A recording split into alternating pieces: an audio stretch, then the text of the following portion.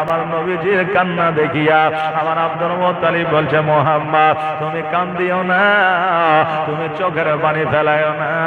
আমি Abdul Muttalib যতদিন পর্যন্ত বেঁচে আছি, ওগো মুহাম্মদ আমি তোমার কোনো অসুবিধা হইতে দিব না। আজকে আমি আব্দুল মুত্তালিব যতদিন পর্যন্ত জগতের মধ্যে বেঁচে আছি, ততদিন পর্যন্ত তোমার কোনো অভাব অনটন হইতে দিব না। আমার নবী যেন তবুও কান্না বন্ধ করে না। বাবারে, মা যখন জগৎ থেকে চলে যায়, সন্তানের পৃথিবী আপনার চলে যায়, আমার নবী যে রাত্রিবেলায় ঘুমায়, রাত্রিবেলায় বিছানায় শুয়ে আছে, ডুকরে ডুকরে যেন কান্না করতেছে, আর দুই চোখের পানি যেন আপনার বিছানার উপরে পড়তে আছে। আব্দুল মুত্তালিব বলেন, হে মুহাম্মদ আজকে তুমি এইভাবে কান্না করিও না, কারণ এইভাবে কান্না যদি তুমি করো তোমার শরীরটা খারাপ হবে, তোমার শরীরটা অসুস্থ হয়ে যাবে। ও মুহাম্মদ আজকে তুমি চোখের পানি ফেলাইও না। আমার দয়ার নবী বলে, দাদা গো আজকে আমি নবী, আজকে আমি চোখের পানি ফেলাই না, অটোমেটিক মায়ের কথা মনে পড়িয়া আমার চোখ দিয়ে যেন পানি পড়ে যায়। জোরে বলুন সুবহানাল্লাহ। সকালবেলা আব্দুল মুত্তালিব বিছানা থেকে উঠেছে, আমার নবীজিকে ডাক দিয়া বাইরে ডাকতেছে, আর আমার নবীজি ঘরের মধ্য থেকে যেমনই বাইরে এসেছে, চোখটা যেমনই খুলেছে রে বাবা, আমার নবী বলতেছে, দাদা গো আমি নবী চোখে যেন কিছু দেখতে পাই না। আব্দুল মুত্তালিব বলে, মুহাম্মদ আমি তোমাকে আগেই বলেছিলাম রে ভাই, এইভাবে কান্না করিও না, কারণ এইভাবে যদি তুমি কান্না করো তোমার শরীরটা অসুস্থ হয়ে যাবে, তোমার শরীরে রোগ বাসা বাঁধবে। তুমি কান্না করিও না, আজকে তুমি কান্না করেছো, চোখের যদি হারিয়ে ফেলেছ, আমি এখন কোন ডাক্তারের কাছে নিয়ে যাব? আব্দুল মুত্তালিব মনে মনে চিন্তা করে, আমাদের এই জায়গায় একজন বড় হাকিম আছে, আমার নবীজিকে সেই জায়গায় নিয়ে যাওয়া হলো, আর যেমনই নিয়ে যাওয়া আমার নবীর যখন বংশ পরিচয় পাইল, ওই হাকিম বলল, আব্দুল মুত্তালিব এই জায়গায় আর তুমি থাকিও না, জলদি করে এই বাচ্চাটিকে বাড়িতে নিয়ে যাও, কেননা আমি তাওরাত ইনজিল জুবুরে পড়েছি মুহাম্মদ নামে একজন পয়গম্বর জগতে আসবে, ইসলামের প্রচার প্রসার করবে, সততার ধর্ম সত্যের ধর্মে প্রচার করবে। এই আব্দুল মুত্তালিব এই সন্তানের অনেক দুশমন আছে রে, আজকে যদি তুমি এই জায়গায় দেরি করো, কাল বিলম্ব করো, আজকে ওই দুশমনেরা হয়তো এই বাচ্চার প্রতি আক্রমণ করবে, অতএব দেরি নয়, দেরি নয়, জলদি করে বাড়িতে নিয়ে যা। আমার আব্দুল মুত্তালিব রাদিয়াল্লাহু তাআলা আনহু বলে, ও হাকিম আজকে যে আমার বাচ্চার চোখের জ্যোতি হারিয়েছে, এর ব্যবস্থা কি হবে? ওই হাকিম বলে, আব্দুল মুত্তালিব তুমি কি জানো না, জানো না আজকে এই বাচ্চার চাইতে বড় ডাক্তার এখনো পৃথিবীতে কেউ হয় না, কিয়ামত পর্যন্ত হবে না, আজকের মতো ওঝা কিয়ামত পর্যন্ত হবে না, অতএব বাচ্চাকে বাড়িতে নিয়ে যাও, তার থুতু মুবারক আজকে তার চোখের মধ্যে লাগায় দাও, দেখবে অটোমেটিক তার চোখের যদি ফিরে পেয়েছে। আব্দুল মুত্তালিব রাদিয়াল্লাহু তাআলা আনহু আমার নবীজিকে বাড়িতে নিয়ে আসলো, বাড়িতে নিয়ে আসার পরে এবার বাবারে আমার নবীজির থুতু মুবারক চোখে লাগায় দিলেন, আর যেমন চোখে লাগাইয়া দেওয়া আমার নবী আস্তে আস্তে চোখটা খুলতেছে, আর আমার নবী বলতেছে, দাদু গো আমি আগে চোখে যেমন দেখতে পেতাম, এখন যেন তার চাইতে বেশি ভালো দেখতে পাই, তার চাইতে যেন উজ্জ্বল আমি দেখতে পাই। গো দাদা আমার চোখ ঠিক হয়ে গেছে। আমার আব্দুল মুত্তালিব বলে, ভাই তুমি আর কাঁদিও না, কারণ তোমার কান্না আমি আব্দুল মুত্তালিব সহ্য করতে পারি না। আমার নবী বলে, দাদা গো আমার মাকে যেন আমি ভুলতে পারি না, কারণ বাবারে মাকে কেউ কোনোদিন ভুলতে পারে না।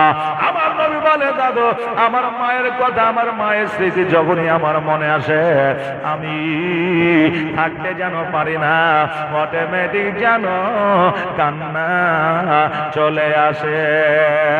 তোমার স্মৃতি আজ বারে বারে কেন যে পড়ছে মনে তোমার মায়াবী মুখটা মাগো ভাসছে শুধু দুনয়নে ভাসছে শুধু দুনয়নে তোমার স্মৃতি আজ বারে বারে কেন যে পড়ছে মনে তোমার মায়াবী মুখটা মাগো ভাসছে শুধু দুনয়নে ভাসছে শুধু দুনয়নে মা ও মা ফিরে কি আর আসবে না দেখা কি আর হবে না আদর সোহাগার ভালোবাসা ভরিয়ে দিতে পাগো তুমি আমার আদর সোহাগার ভালোবাসা ভরিয়ে দিতে পাগো তুমি আমার আজ তুমি কোথায় হারিয়ে গেলে আজ তুমি কোথায় হারিয়ে গেলে একবার কি আমার পড়ে না মনে তোমার স্মৃতি আজ বারে বারে কেন যে পড়ছে মনে তোমার মায়াবী মুখটা মাগো ভাসছে শুধু দুনয়নে ভাসছে শুধু দুনয়নে ভাসছে শুধু দুনয়নে আল্লাহুম্মা সাল্লি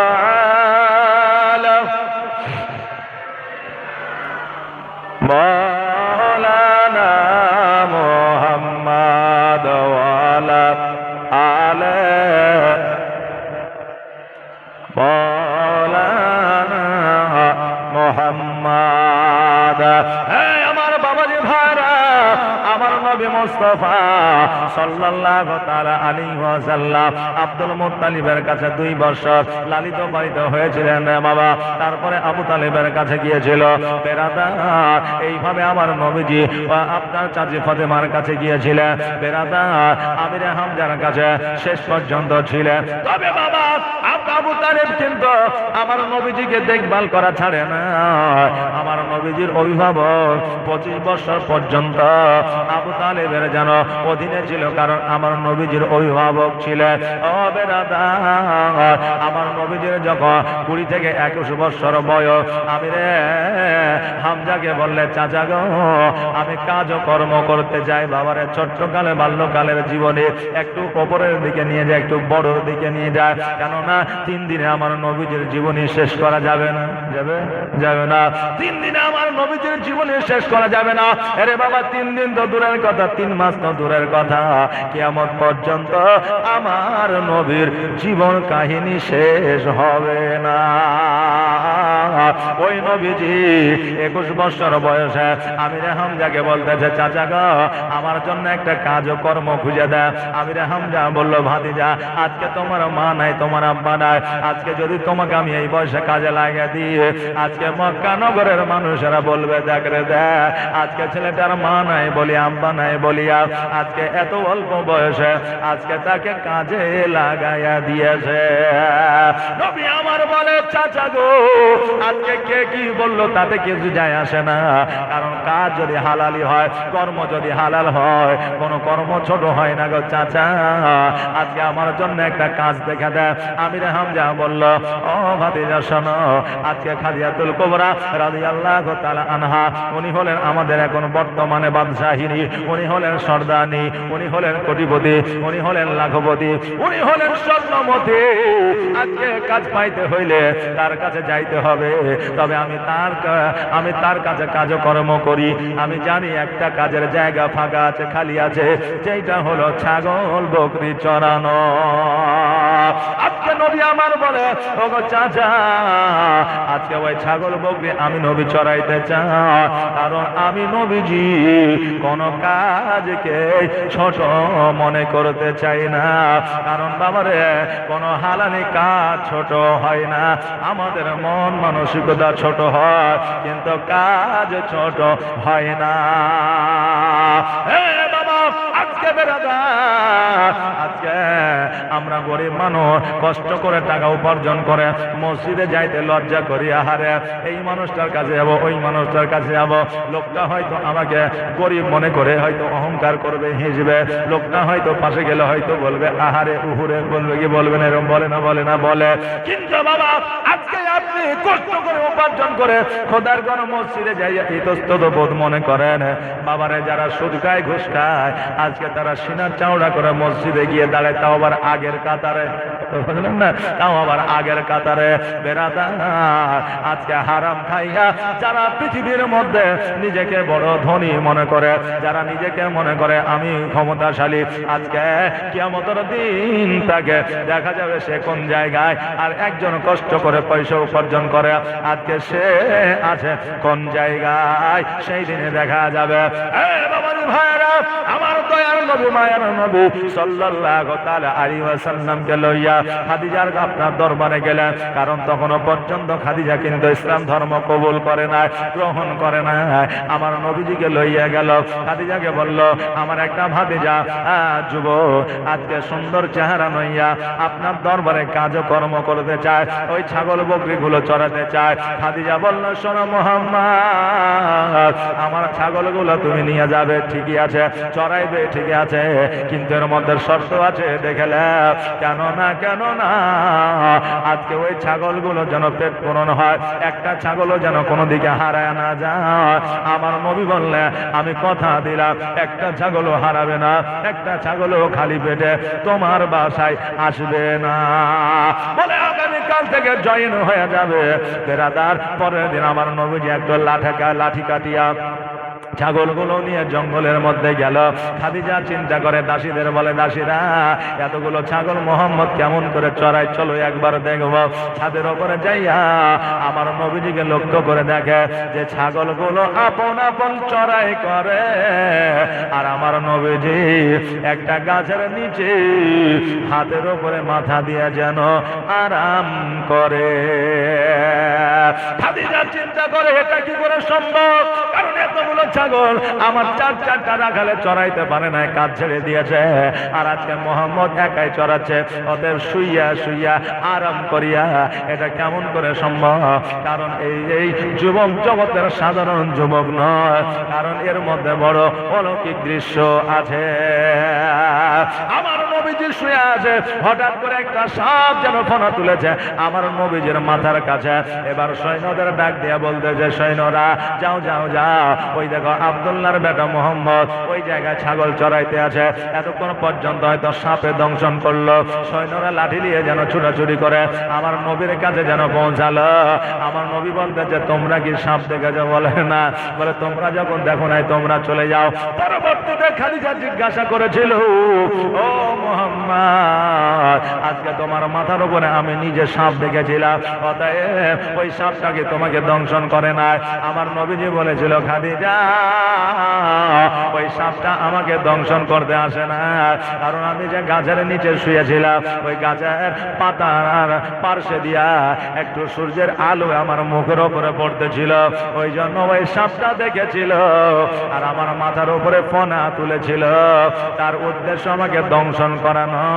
আমার মুখের ওপরে যে সূর্যের আলোটা পড়তেছিল ওই আলোটাকে আড়াল করেছিল। জোরে বলেন সুবহানাল্লাহ।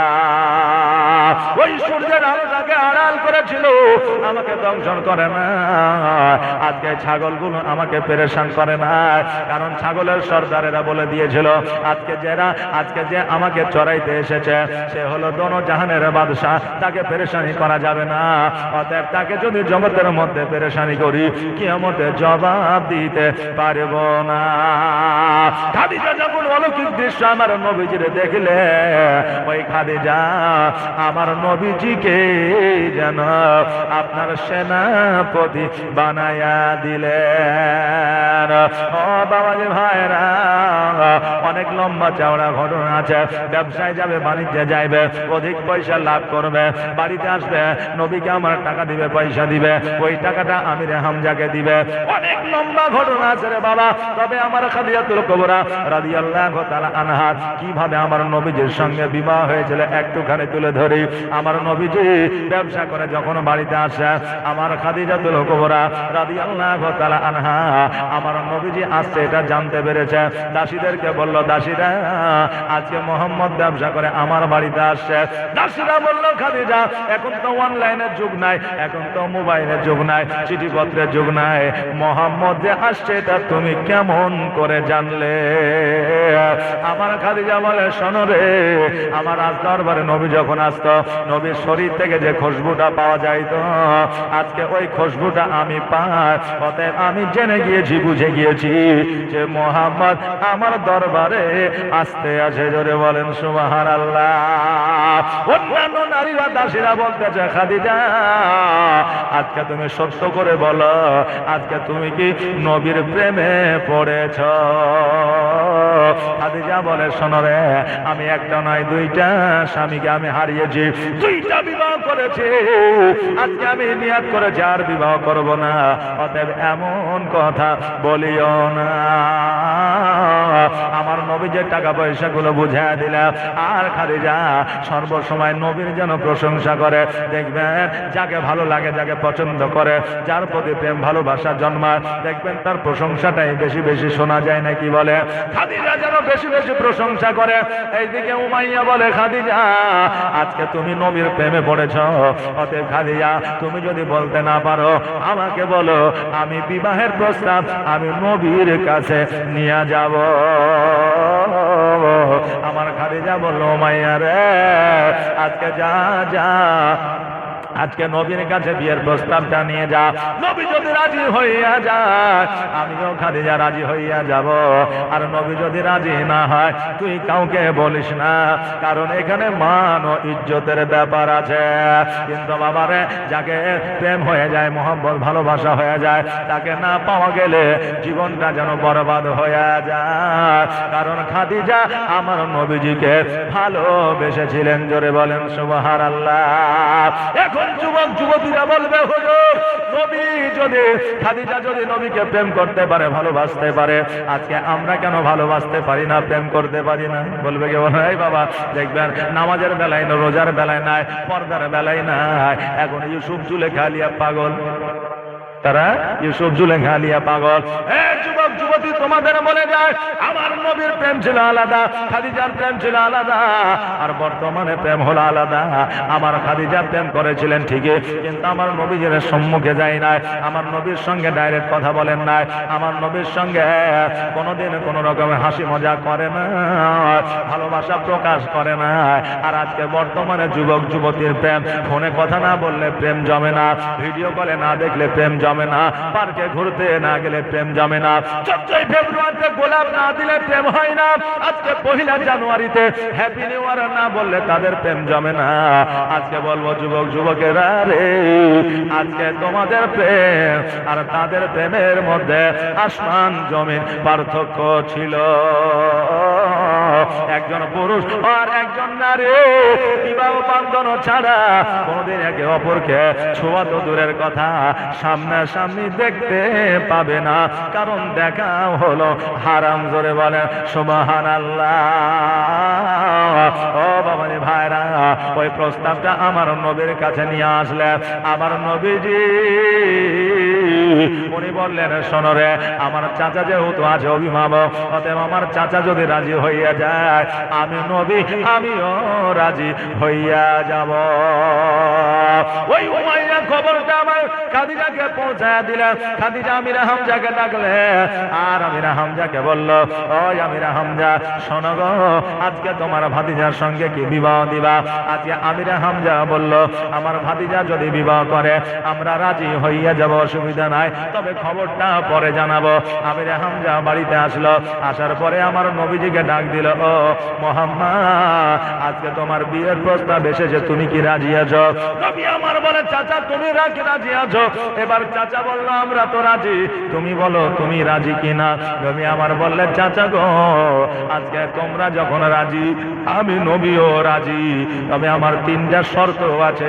এই তিনটা শর্ত যদি খাদিজা মেনে নেয়, আমি নবী বিবাহতে রাজি আছি। বলে তিনটা শর্ত কি কি? বলে এক নম্বর হলো তার যত জমি জায়গা টাকা পয়সা আছে সমস্ত সম্পত্তি বিলি বন্টন করে দিতে হবে, দান করে দিতে হবে। দ্বিতীয় নম্বর শর্ত হলো আজকে আমি নবী যে কাপড়টা দিব ওই কাপড়টা পরিধান করে চলতে হবে। আমি নবী একটা খেজুর যদি এনে দিই, এক সপ্তাহ পরে যদি খাইতে বসে, ওই খেজুরটা নিজে না খাইয়া ফকির মিসকিনকে দিয়ে দিতে হবে। আমিরা হামজা বলে, মুহাম্মদ, একজন রানী যার অতি জমি জায়গা, সে জমি জায়গা সব দান করতে পারে না। একজন রানী একটা খেজুর খাইয়া জীবন যাপন করতে পারে না। যার বাড়িতে জামা কাপড়ের অভাব না, সে একটা কাপড়ে জীবন যাপন করতে পারে না। আমার নবী বললে, চাচা গো, একবার খবরটা নিয়ে দেখে কতটা বাস্তব আর কতটা অবাস্তব। একদিন, 2 দিন, 5 দিন, 7 দিন পার হয়ে গেল।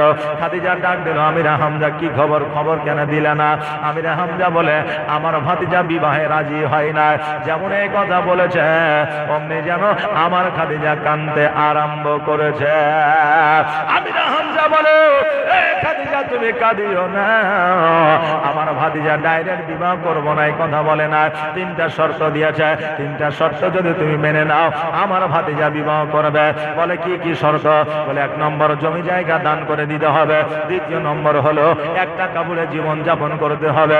3 নম্বর হলো একটা খেজুর 1 সপ্তাহ পরে যদি খাইতে বসো, ওই সময় ফকির আসলে নিজে না খাইয়া ফকিরকে দিয়ে দিতে হবে। সঙ্গে সঙ্গে খাদিজা নিজকে হাসি দিয়ে বলতেছে, চাচা গো, এই 3টা শর্ত তো দূরের কথা, আমার নবী যদি আমার কলিজা চাইতো, আমি নিজের কলিজা বার করে আমার নবীর পায়ের তলে রেখে দিতাম। জোরে বলো সুবহানাল্লাহ। আল্লাহর নবী নূরে নবী গো, আপনি নবী আমার আজীবনের জীবন, আপনি আমার জীবন সাথী, অন্ধকার কবরের বাতি, আপনি নবী আমার নির্জনের একজন। আল্লাহর নবী নূরে নবী গো, আপনি নবী আমার আজীবনের জীবন। আর দেখে আপনার মহজেজা ভাগবতী হয় খাদিজা, আর দেখে আপনার মহজেজা ভাগবতী হয় খাদিজা। সপে দিল নবী আজীবন আর মরণ। আল্লাহর নবী নূরে নবী গো, আপনি নবী আমার আজীবনের জীবন, আপনি আমার জীবন সাথী, অন্ধকার কবরের বাতি, আপনি নবী আমার নির্জনের একজন। আল্লাহর নবী নূরে নবী নবী গো আপনি নবী আমার আজীবনের জীবন। আমার খাদিজাতুল কুবরা রাদিয়াল্লাহু তাআলা আনহা বিবাহে যেন রাজি হইয়া গেল, তিনটা শর্ত যেন মেনে নিল। আমার নবীর কাছে খবরটা পৌঁছে গেল। আমার নবী বলে চাচা গো আমার খাদিজা যখন তিনটা শর্তে রাজি হয়ে গেছে আমি নবীও রাজি হইয়া গেলাম। আজকে আমার নবী যে সেই আমলে বিবাহ করেছিলেন খাদিজাকে একটা নয় দুইটা নয় পাঁচটা নয় সাতটা নয় 70টা উট মোহরানা দিয়া আমার খাদিজাকে বিবাহ করেছিলেন। জোরে বলেন সুবহানাল্লাহ। আর এখন বর্তমানে আমরা বলি বিবিরে ভালোবাসি ভালোবাসি, মোহরানা দিয়েছে 5001 টাকা 1001 টাকা, মরা পর্যন্ত শোধ করলাম না। আর যেটা আমাদের জন্য হালাল যেটা হলো মোহরানা, ওই হালালটা আমরা পরে ফিক্স করি। আগে হারাম যেটা সেটা হলো কোন, সেটা আমরা আগে ঠিক করি। হারামটা আমাদের এখন বর্তমানে আগে, হালালটা হয়ে গেছে পরে। বাবা বর্তমানে আমাদের হারামের প্রতি ইন্টারেস্টটা বেশি, হালালের প্রতি ইন্টারেস্টটা কম। ওরে আমার বাবাজি ভাইরা শুনে যদিও খারাপ লাগে এটাই বর্তমানে বাস্তব। ও বাবাজি ভাইরা আমার নবীজি বিবাহ করে প্রথম রাত্রিতে আমার নবীজি খাদিজার জান মুবারক উপরে মাথা দিয়েছে। আমার খাদিজা আমার নবীজের মাথার চুলগুলো যেন নাড়তেছে। আমার নবীজি খাদিজাকে বলতেছে খাদিজা আজকে তোমার যত সম্পদ আছে রে আজকে সমস্ত সম্পদ গুলো তুমি এতিম মিসকিন গরিবদের মধ্যে বিলি বন্টন করে দিবে। আহারে স্বামী আর স্ত্রীর মধ্যে কত মহব্বত কত না ভালোবাসা।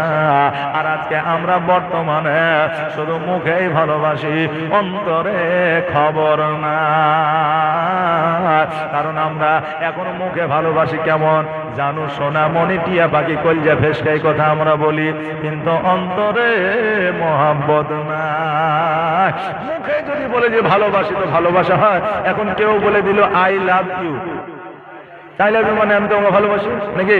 আচ্ছা বলেন তো এই আই লাভ ইউ এটা একটা শব্দ, এটা একটা বাক্য, তার মানে কি ও খুব ভালোবাসে? এখন তো আই লাভ ইউ বলার ডিজাইন আলাদা। একজন বলছে আই লাভ ইউ, তার একজন বলছে আই লাভ ইউ টু, তার একজন বলছে আই লাভ ইউ আনলিমিটেড, তার একজন বলছে আই লাভ ইউ আনলিমিটেড, মানে তার কোনো সীমারেখা নাই, মানে তার কোনো শেষ নাই। বেরাদার আমাদের বর্তমানে ভালোবাসা এইরকম যে আমরা আই লাভ ইউ 1 2 3 4 5 6 7 8 9 10 11 12 যা আছে সব বলে দিলাম, বলে অন্তরে মোহব্বত রাইহো না। আরে বাপ রে, এখন আগে যদি আপনার স্বামী আর স্ত্রীর মধ্যে দেখা হইতো তো স্বামীকে আর স্ত্রীকে ভালোবাসতো না? আগে জি ভালোবাসতো। তো স্ত্রীকে বলতো এক গ্লাস পানি দাও। আর এখন যদি স্বামী যদি চলে আসে আর স্ত্রীকে দেখে তো বলে যে জানো এক গ্লাস পানি দাও। হ্যাঁ ভয়ে যে বাক্য আমাদের পরিবর্তন। আসলে মুখেই শুধু আমাদের মধু, বুঝলেন না, অন্তরে নাই। হ্যাঁ বাবাজি ভাইরা আমার দয়ার নবী মায়ার নবী সাল্লাল্লাহু তাআলা আলাইহি ওয়াসাল্লাম রাত্রি বেলা যেন বাবা বিছানায় ঘুমিয়েছে। আর আমার খাদিজাতুল কুবরা রাদিয়াল্লাহু তাআলা আনহা উনিও যেন বাবা বিছানায় ঘুমিয়ে গেছে।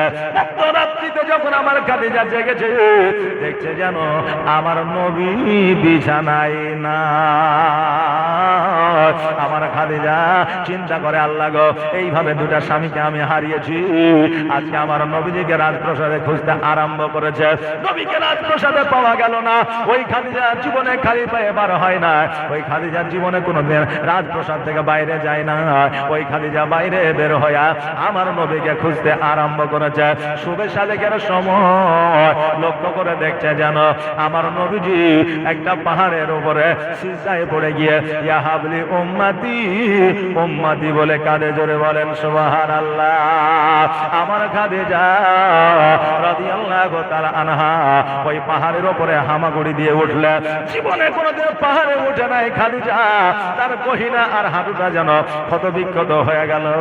আমার নবী খাদিজার আওয়াজ পাইয়া আমার নবী যে সিজদা থেকে মাথাটা উঠাইয়া আমার নবী বলছে খাদিজা আজকে তুমি আমাকে খোঁজার জন্য আর বাইরে আসবে না, আমাকে খোঁজার জন্য বাড়ি থেকে বের হবে না। আর কারণ আমি নবীজি, আমি কখন কোথায় যাব এটা আমার ব্যাপার গো খাদিজা, তুমি কোথাও যাবে না, যাও যাও বাড়ির দিকে যাও। আমার খাদিজা যেমনই দণ্ডায়মান হয়েছে অমনি যেন বাবা আহা করে উঠেছে। আর যেমনই আহা করে ওঠা আমার নবী বলতেছে, খাদিজা আওয়াজ কেন করলে? বলে হুজুর আমি যে পাহাড়ের উপরে উঠেছি আমার হাত আর কই না কত বিক্ষত হয়ে গেছে, রক্ত ঝরতেছে। নবী গো আঘাত পেয়েছে এই জন্য শব্দ করেছি। নবী আমার বললে কোন জায়গা? বলে হাঁটুতে আর কই না দে। আমার নবী বললে কই দেখাও। যেমনই আমার খাদিজা দেখালে আমার নবী যে থুতু মুবারক লাগিয়ে দিলেন। খাদিজা বলতেছে খোদার কসম করে বলি আমার নবী যখন আমার কাটা জায়গায় ক্ষত বিক্ষত জায়গায় থুতু মুবারক লাগাইয়া দিলেন, আমার সেই সমস্ত জায়গায় কাটা তো দূরের কথা একটু দাগ পর্যন্ত ছিল না। এটাই ছিল রে ভালোবাসা স্বামী আর স্ত্রীতে বাবা। আর আজকে আমাদের ভালোবাসা মুখে অন্তরে না, কিন্তু মানুষ দেখে মনে করে খুবই ভালোবাসে, বুঝলেন না? ওদের ব্যবহার চরিত্র মানে ওদের চলাফেরা দেখে মনে হয় বাপরে স্বামী স্ত্রী খুব মহব্বত। এটা শুধু মুখে। একজনের বুঝলেন স্ত্রী মারা গেছে, তো তারপরের দিন যে আবার কবরে হাওয়া করছে, মানে কে হাওয়া করছে? তার স্বামী। তো গ্রামের লোক মনে করছে যে ওর স্ত্রীকে খুবই ভালোবাসে এই জন্য হাওয়া করছে। তো লোকটাকে ধরে নিয়ে নাইলে তো পাগল হয়ে যাবে স্ত্রীর শোকে। এখন ওই লোকটার কাছে যে চাচা চাচির কবরে আর হাওয়া করিয়েন না, কারণ কবরে হাওয়া পৌঁছাবে না, তাই বাড়ির দিকে চলেন। তো যা আমি যা করছি করতে দে, তোরা যেখানে যাচ্ছিস সেখানে যা। এবার বলছে চাচা আপনি চাচিকে এত ভালোবাসেন? বুঝে খেয়াপা কোথাকার ভালোবাসা টালোবাসা কিছু নয়। তোর চাচি যখন মারা যায় তখন একটা ওসিয়ত করে গেছে আমাকে যে আমি মারা গেলে তুমি তো বিয়ে করবাই, এটা আমি জানি, তা কমসে কম আমার কবর যতদিন না শুকাবে ততদিন বিয়েটা করিও না। তো ইমাম সাহেব যেভাবে পানি মারিয়াছে তাতে অনেকদিন সময় হয়ে যাবে, এই জন্য আমি কবরে হাওয়া করছি যাতে তাড়াতাড়ি শুকায় আর আমার বিয়েটাও যাতে তাড়াতাড়ি হয়ে যায়। লোকে মনে করছে মহব্বতে হাওয়া করছে, কথা বুঝলেন না? কিন্তু আসলে ও স্বার্থে হাওয়া করছে। আমাদের বর্তমানে ভালোবাসা বুঝলেন ওই রকম যে স্বার্থে আমরা জানো মনে সোনা টিয়া মণি মুক্তা বলি, কিন্তু অন্তরে মহব্বত নাই। তবে সবার না। এখন তো বর্তমানে বুঝলেন স্বামী গেছে কাজে, স্ত্রী ফোন করছে, হ্যাঁ গো কি করছো? তো যাই কাজের সময় ফোন রাখ, এখন কাজ করতে, এখন ফোন করার সময় পরে ফোন করিস। আর যখন পরনারী পরের স্ত্রী যখন ফোন করছে তখন বলছে হ্যাঁ জানো বলো। বলে কাজ করছো নাকি? বলছে না না কোনো কাজ কর্ম কিছু নাই, যা বলছো বলো। সারা দিন কথা বললো কাজ করতে করতে, ওখানে কোনো অসুবিধা নাই, কিন্তু স্ত্রী কথা বললে অসুবিধা হয়ে যায়। আচ্ছা বলেন ওই স্ত্রীর সঠিকভাবে মহব্বত পাবে? আচ্ছা তুমি মনে করছো আমি জগতের চালাক আর আমার বিবি হচ্ছে অচালাক, এটা মনে করছে তাই না? কারণ আপনি যদি চালাক হন আপনার বিবিও চালাক হবে। আপনি যদি পরকীয়ায় লিপ্ত থাকেন আপনার বিবিও পরকীয়ায় লিপ্ত হয়ে যাবে, কোনো না কোনো ভাবেই, কোনো না কোনো কারণেই। বেরাদার এটা আমার কথা নাই, এটার সঙ্গে আমার আল্লাহর কথা। আলিম ওলামা হাফিজে কোরআন এদেরকে জিজ্ঞাসা করবেন, কারণ আমার আল্লাহ বলেছেন যে যেমন তার সঙ্গীও তেমন, যে যেমন তার সঙ্গীও তেমন। বেরাদার আপনি যদি আল্লাহওয়ালা হন তা আপনার বিবিও আল্লাহওয়ালা হবে। আর আপনি যদি দেখেন যে আমি গুনাহগার, আমি পাপিকার, আমি শুধুমাত্র এই দিক আর ওই দিক শুধু ঘুরে বেড়াই, তা আমার স্ত্রী ফতেমার মতো হবে, এটা কোনোদিন হবে? হবে না। বেরাদার তাই আগে নিজে ভালো হন, সবাই ভালো হয়ে যাবে।